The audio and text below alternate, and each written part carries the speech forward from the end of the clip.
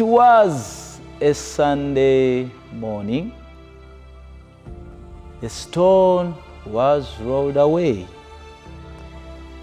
The tomb was empty, and behold, death had been overcome. And so it was Easter Sunday. And this is what is before us, such a season like this. There's evidence of Jesus' resurrection from the events before it happened.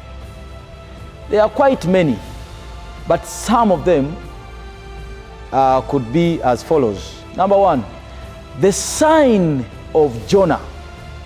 Matthew 12:38 to 40. These are the words that Jesus spoke before he even died. Then some of the scribes and the Pharisees answered, saying, "The teacher, we want to see a sign from you." But Jesus Christ answered and said to them, "An evil and adulterous generation seeks after a sign. No sign will be given to it except the sign of the prophet Jonah. For as Jonah was 3 days and 3 nights in the belly of the great fish, so will the Son of Man be 3 days and 3 nights in the heart of the earth. And then he will come out.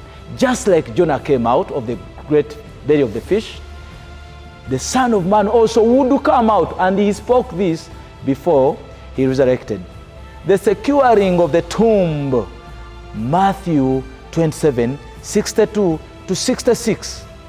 On the next day, which followed the day of preparation, the chief priests and the Pharisees gathered together to Pilate, I hope you're following, saying, "Sir, we remember while he was still alive," now this is after he had been killed, "how that deceiver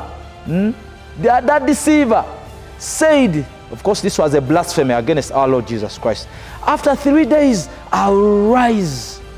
Therefore command that the tomb be made secure," that the tomb be made secure until the 3rd day. They wanted to make sure that the 3rd day ultimatum reaches without anything happening.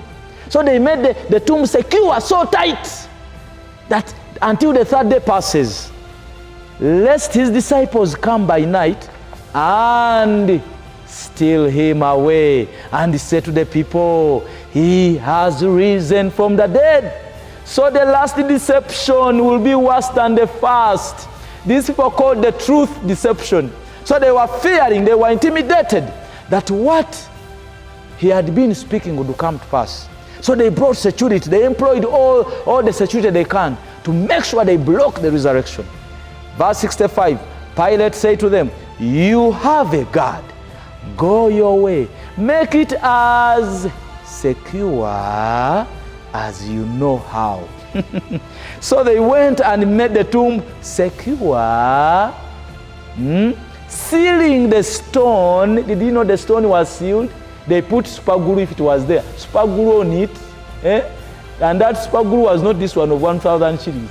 The other one was Rio, as in Rio, sealing the stone and setting the guard there.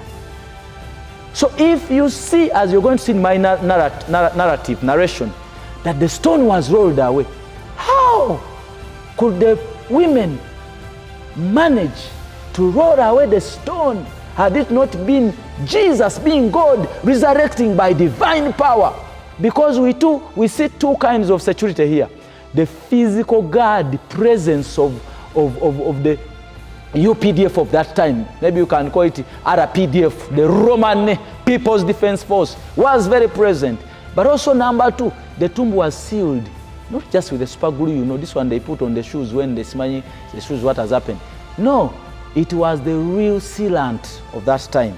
So that takes us to our second part, the narration. What are some of how did the things flow? How was the resurrection? That was the evidence before. But how was the actual event? Okay, number one, we see Sunday morning, like we told you, the women start out for the journey on Christ's tomb. Number two, the sealed tomb was found opened during an earthquake. The women arrive at Christ's tomb and are told by angels about his resurrection. The next event, after the women's report, Peter and John rush to the tomb.